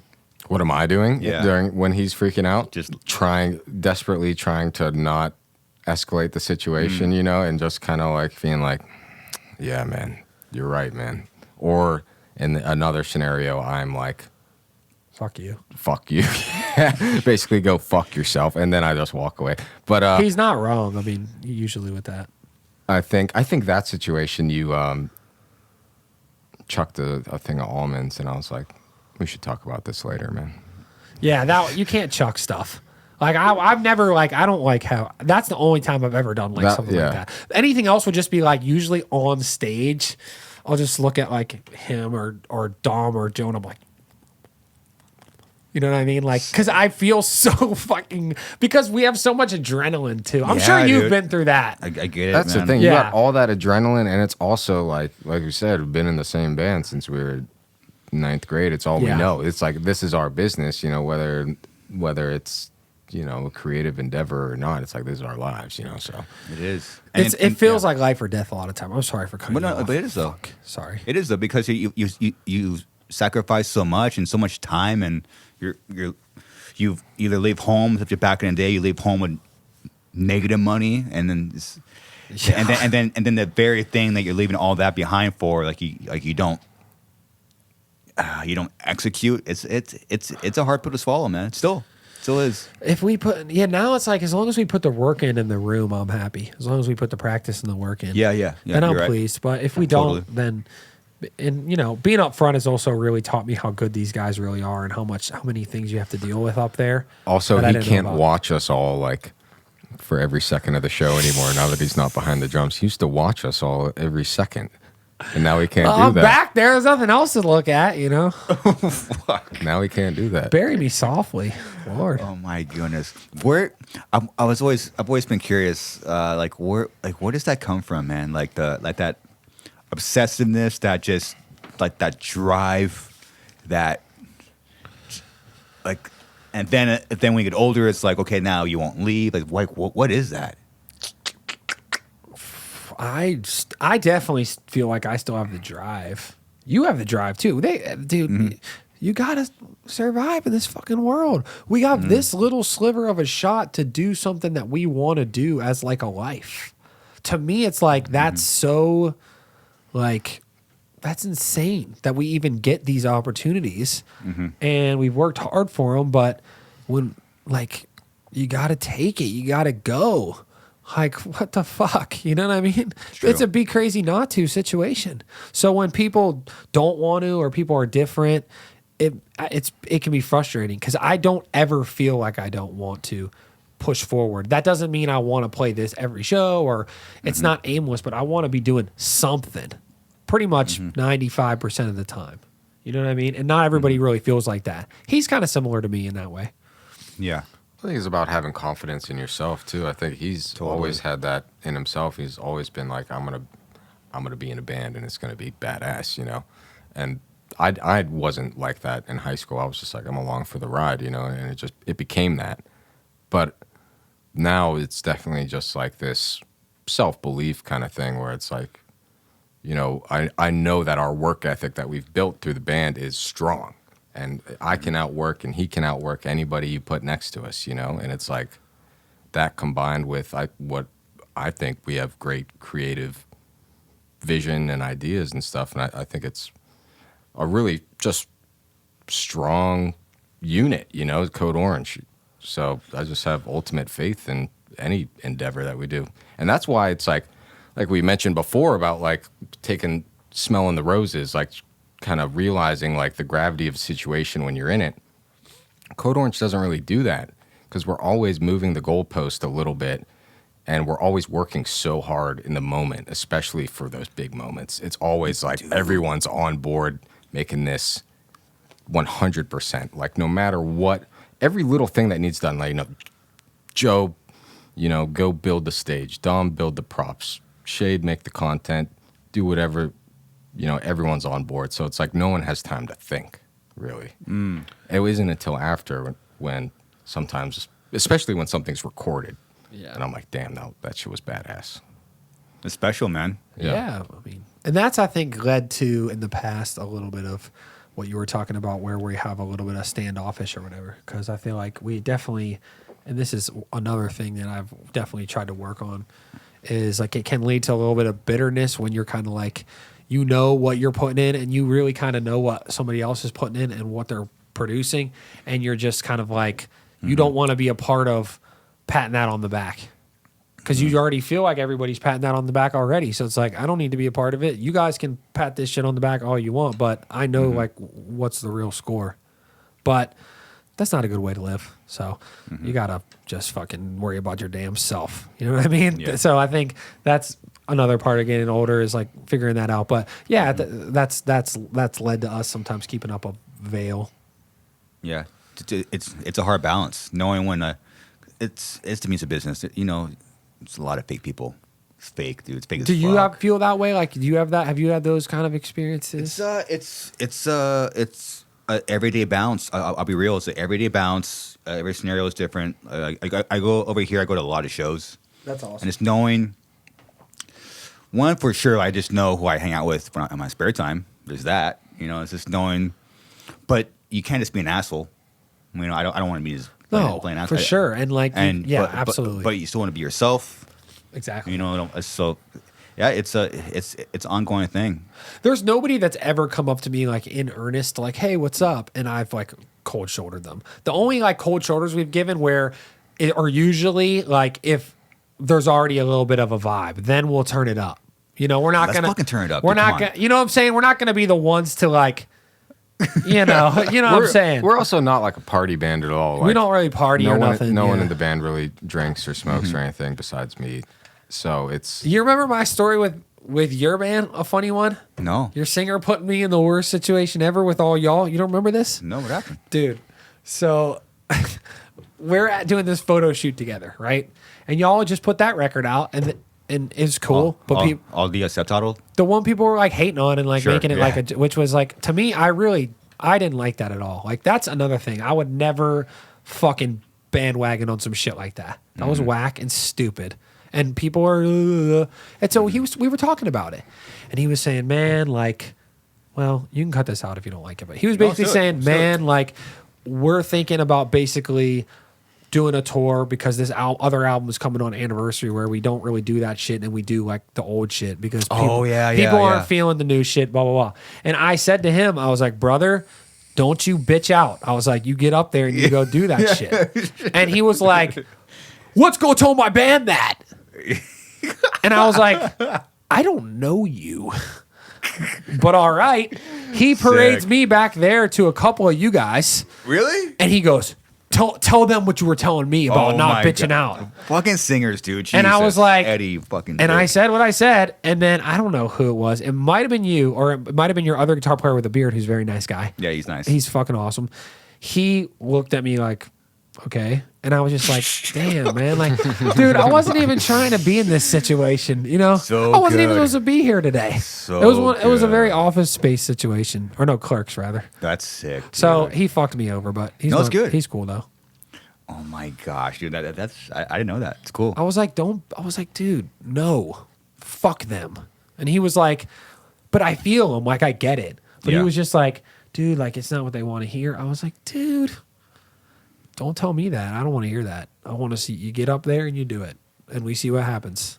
But Thanks, Jami. I don't know what happened after that. This dude, Thank you. fuck that. I hated that. And again, once again, just like you don't really like, you're kind of just coming on to us. Like I've always known about you guys, but we didn't grow up on the kind of music y'all play at all. You know what I Sure, mean? sure. So it was just left field for us. I knew that you guys. Yeah. I always knew you guys were credible and you guys like were like leaders in your field, and that there was a lot of connections to hardcore and this sort of thing. But we just didn't come from that side of it. So, but I always had respect. So it was Thank like you. when the disc dropped and people were like, "Ooh," it's like I don't hate on bands who get hated on. I hate on bands who are fucking popular because fuck them. Am I right, brother? That's it. Yeah, fuck yeah, dude. Dude, I went for a couple of things this record did. Real quick, then I'll condense and go back to you guys. Is one, this record showed me who our real friends are. Yep. Bands, industry, friends at home that showed me who are the real motherfuckers. And then when they came back around, I have tabs in the back of my head. My man. So it's a weird thing. Like, but you kind of you're cordial, but I know what happened when that record came out and we weren't cool anymore. Like people just fucking, whew.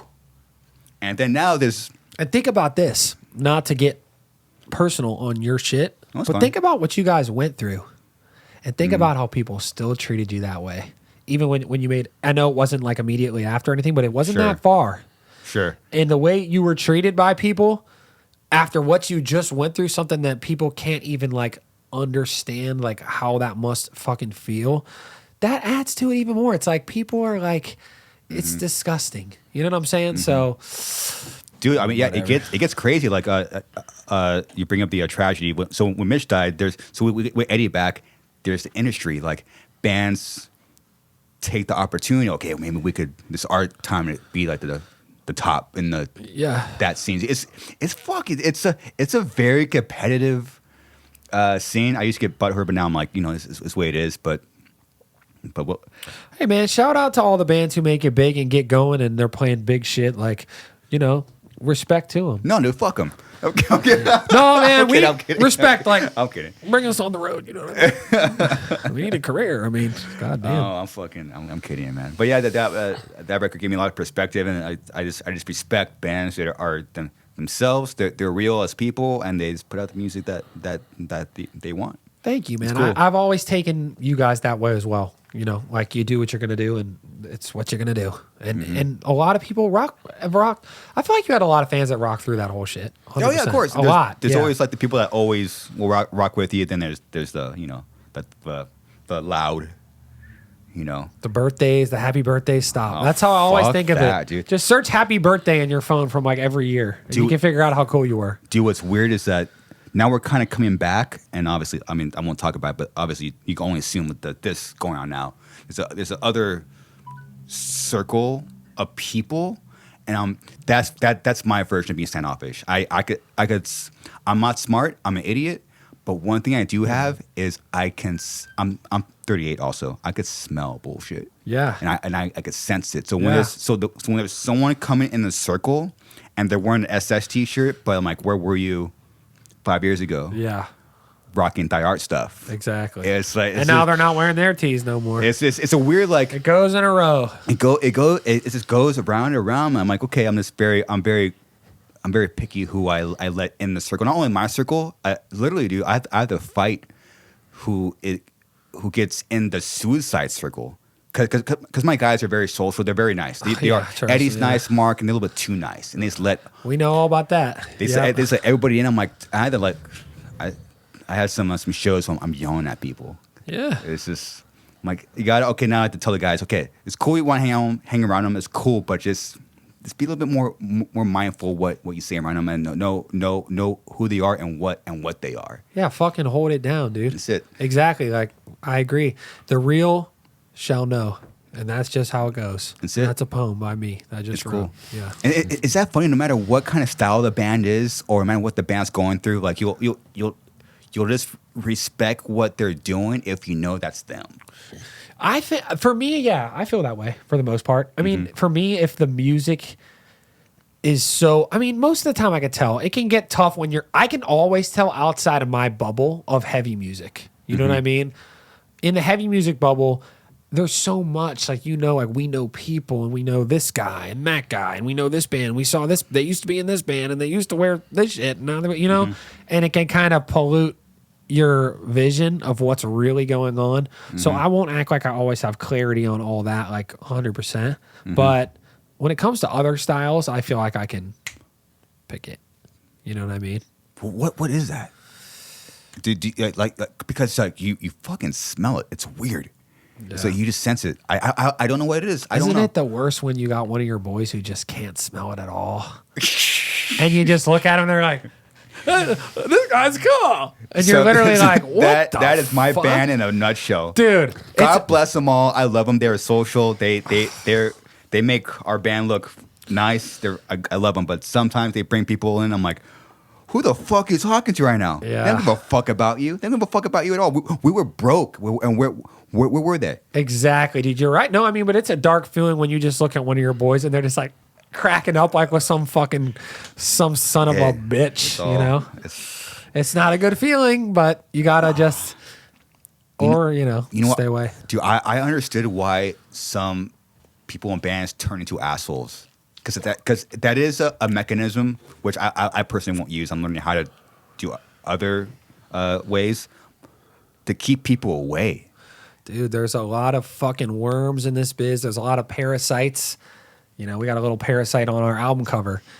Really? As you can see, it's like one of the metaphors of the album. It's like a parasitic worm attached to the back of like a cricket. And like the cricket's on the other side, and that's kind of the worm. It's like controlling its host. There's a lot of people in this world of heavy music, especially, that are just trying to leech on and suck everything they can get out. There's the cricket. Oh shit! So it like wraps around to the other side of the album cover, but that's sick. And they want to be you. They want to be inside of you, and it's crazy. Make your calls for you. So you can't let it happen. Bob and weave it. You can't let it happen, dude. You gotta literally stop it. Yeah. What? How was it? So did you work with Steve Albini? Yes. How was that? Sick. That's fucking sick, dude. It was awesome, man. It was just like to be with a guy like that and have him be like so open to like our process was just like that's incredible. dope. He was so chill. It was like you can go to like a local guy and he'll be like, this is how we do it. We do it this way. Yeah. You're doing it this way, my way. And then you go to $1 million legend Albini and he's like, however you want to do it, man. It's your record. And I'm just like, thank you, bro. And it was the best experience we've ever had recording. I think it was like, it was awesome. Typically we'll do stuff very, very compartmentalized, even down to the drums, where it's like, were you guys all in the same room? We did a lot of the record live. Like most of the record, the instruments is a live performance.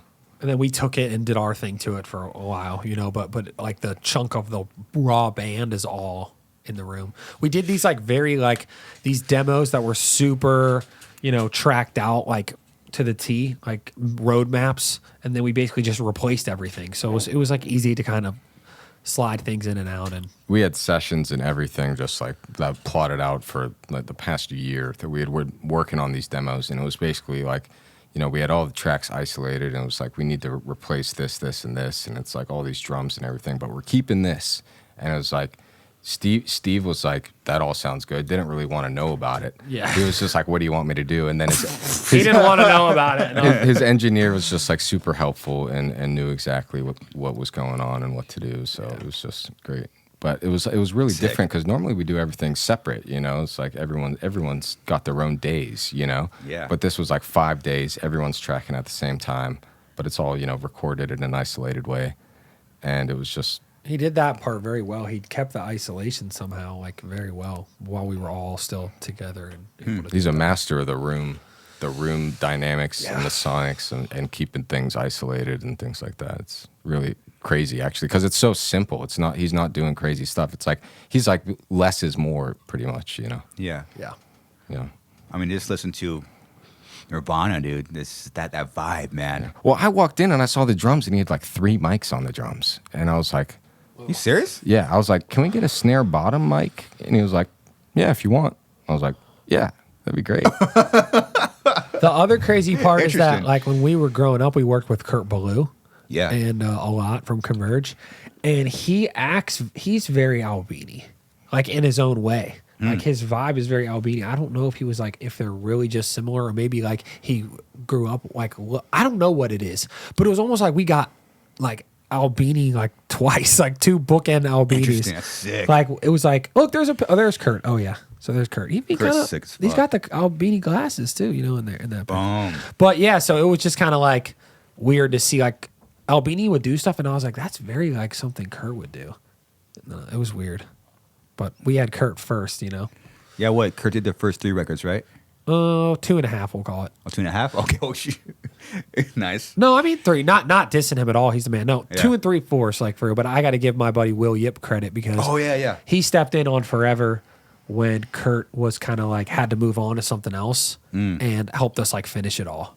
Oh, shit. So, yeah, but no, man, Kurt's the man. He rocks. I haven't seen him in a minute, but I got nothing but respect for him. He's a legend. And this Will Yip right here, this is one of my very good friends of life, and I think I remember we had some issues with the Kurt thing, and it was a whole thing. But I called him. I was like, dude, me and Joe, we're gonna drive up there. Like, can we drive up there like tomorrow? And we just work like all overnight because we had to finish this thing. We had to get back to Kurt in like a certain amount of time before he wiped the board, the physical board that had the record. And like Reba had called Kurt and kind of like begged him to like keep it for like an extra like 2 days. And so then Will just like does what Will does. Boom. And he was in it all day and night. Damn, Hardest work shout I've ever out. seen. But both of them work their ass off. Shit looks like he's on a podcast with Eloy. Well, who's that? Eli. URM podcast. I was probably jam that, actually. That's sick. It's Will's Cool. Oh, dude, you got to have Will on here. Do you know him? Will Putney? Will Yip. Oh, Will? No. You should. He's got so many great stories, and he's a genius. Where's he from? He's from Philly, Conshohocken. Oh, He okay. did like all those records, like Title Fight, Tiger's Jaw, like all that shit when that was coming out. He did like all that like kind of shit, and he's Sick. also done other stuff like everything from Blacklisted to now he does like more like pop punk leaning stuff. He played drums for Lauryn Hill. He's done a lot of amazing stuff. Worked on our shit. Sick. Well, congrats that your record's out.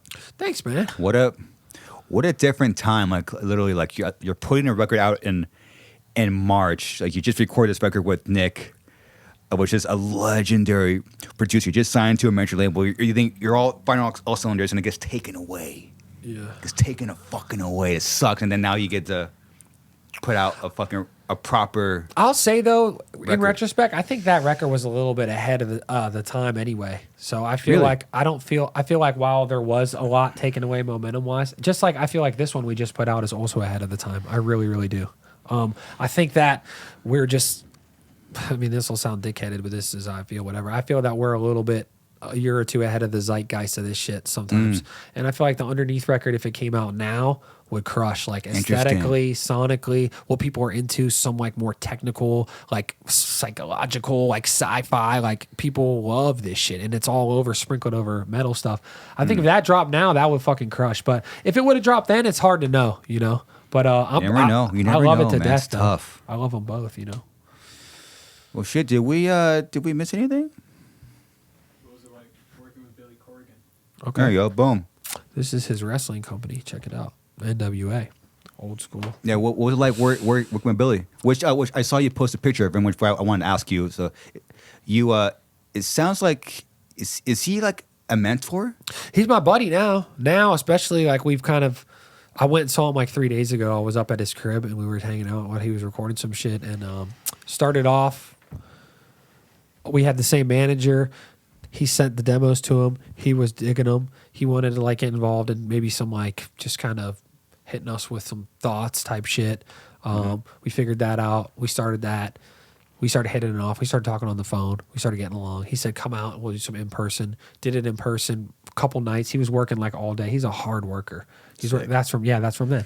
Nice. He was working all day and then at night we would come in and just work with him for like a couple hours. We did that a couple nights in a row. And then Tight. yeah, dude, I'm psyched on it. And then, yeah, so then we kind of became friends since then. And then, yeah, I just saw him the other day. and we were hanging out. That's fucking sick. That's dude. hard, dude. Oh, I need that. That's a hard pick. Oh, dude, that's hard. You got that should be up on your fucking jam space, dude. The hell, man. I gotta print that out. You got to print it out. I got man. the gloves on. To frame would. that one. That's sick. Yeah. So it's cool. Like, we all need mentors, man. Just to pick their brains. I know. I wish I had You know. some more, to be honest. Same. I don't really Same have way. any for real. Like I do in life, but in music.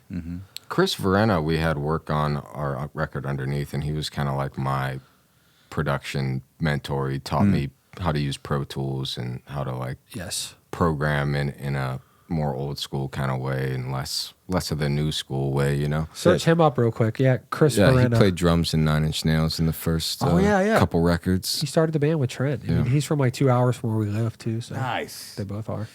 He does his own music, always does remixes and does movie scores, video games. Yeah, He worked was for on- Nine Inch Manson. Yeah, through Downward Spiral. But yeah, he was like great. he basically was my mentor on underneath. So it was like me and him were like doing all the programming, all the effects, and all the more intricate production stuff, editing and stuff like that. And it was just an amazing experience. He's my boy. That's sick. What was the big thing that you learned from him? I mean, it was like everything, dude. It was just like the whole It's a lot, mentality of like yeah. creation, where it's like, really examining things in a different light and like looking at media and popular culture and taking like what's cool about it and, reimagining it in your mind and grabbing things that fit that vibe, where it's like you're taking movies that you like or whatever and sampling them and recontextualizing things. And on top of all that, just like the straight production mindset where it's like a lot of modern rap production and even metal production is like kind of sloppy in like the sense of like editing and fades and things like that and attention to detail and like phase of things. And it's like he taught me all how to do it in a way that's like legit, like that's like the way the pros do it. And so I'm really thankful for that from him, because I watch some other guys work and I can see the difference, between a really good engineer and a shitty engineer. Damn. Yeah. Ain't wrong. Yeah, that's not. It's at a level when or at least you kind of know what's going on. Yeah, because of him, I can just watch a guy at a computer and I can know Dude, what their sometimes thing is. he'll just sit there like silent, and I'm like, "What's he doing?" And he's just watching what they're doing, everything they're doing, like whoever it is. And I'm just like, "Damn, Solid Snake over here." You know what I mean? I Sneaking just like in to there, Solid analyze, Shade.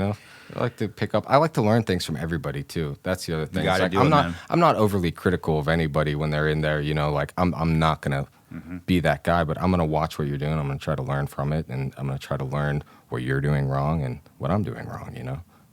That's sick. He's a genius. He's smart. He's like actually smart. Well, Shade, you are crucial some to this ways. fucking band, dude. We need the band needs at least one smart person in there. They're yeah. We're all smart in different ways. I course. think that's what makes Code. We're all one person Some of us- collectively. Like Reba's pretty smart. He's pretty smart. Fucking Joe's pretty smart. Me and Dom are pretty fucking stupid. Dom went to business school and has a business degree. He wasn't for paying some any reason. fucking attention. Doesn't know anything. me and him are just fucking staring at a wall with our tongue out, man. I mean, I'm gonna be fucking honest. But Oh my these goodness, guys are dude. fucking smart. All right. Any other questions? Did I miss anything? Let me say one last thing. Let's do it. Today, a friend of mine passed away, Yeah. whose name was Cayle. He played in a bunch of fucking awesome bands. Twitching Tongues, we toured with him a lot. He played drums in Ghostmain as of recently. He was just a great guy, man. I just want to give a shout out to him. And, I don't know. I literally don't know what's happened even, but I know that, he'd struggled at times, and he was just a fucking good guy, and people should remember him because he was a killer drummer. He made everybody smile. One of a kind guy, Fucking legendary, crack everybody man. up, and a great drummer. Amazing drummer, and he just did his own thing, dude. Did his He own was just thing. hard as nails too. Yeah, dude, and he just I'm gonna miss him, man. and it's sad. Shade was real good buddies with He him. was too. my friend. There's not a lot of guys, that like smoke a lot of weed and smoke cigarettes and everything around in the hardcore scene. There's a lot of straight edge people, so he was always on my team. Classic. Team weed. But dude, he just had a heart of gold, and Dude, it sucks. But I give a shout out. Go check the stuff he's done out, man. Check those bands out and just remember him. It's sad. This happened today. Yes, we just found this out like an hour ago. I'm not gonna act like this guy's like my close personal friend from home or anything. So shout out to the Young Brothers. Shout out to my buddy Colin Bennington, who plays in a band Eternal Sleep. They were very close. Shout out to his friends and family who are really feeling this shit. You know, like for real. We were his acquaintances and his buddies, but I just want to shine a little bit of light on him because he should have had light on him. He was then, awesome, man. know? We always loved him. Yeah, we always loved him. Rocked with him always. Well, this podcast is dedicated to him. Yeah. So it's also we're dropping this on New Year's. So New Year's? yeah. We gotta wait a minute. Drop it today. I like things going fast. We can make Jay and Zach not sleep at all. It's fine. Thanks for having us. Anytime, man. I really Anytime. wanted to I'm get honored. on here, bro. I know this kind of happened last minute, but we're gonna find out about the DM, and you better be telling the truth about the DM. I'm pretty sure. Hopefully, it's during that time. If not, then I gotta just say I guess I'm just a fucking ass clown. But I wanted to pop on here, and That's cool. thanks to my boy back here for hooking it up, and Appreciate thanks to it. my boy on the computer. You know, I was just playing. What's up, Jay? You're my man. Thank you guys. And Shay, that's what I gotta say, man. I appreciate you being on here. I know you don't really do many interviews, if any. I think I found 2. Yeah. Thank you so much for having me, man. It was awesome, man. It was It's been awesome, fun. man. And to get to actually get like the dynamic, at least some of that dynamic of your band out for people to see and hear. So it's badass. It's Yeah. cool. Thank you, buddy. All right, everyone. Code Orange. Thank you. Later.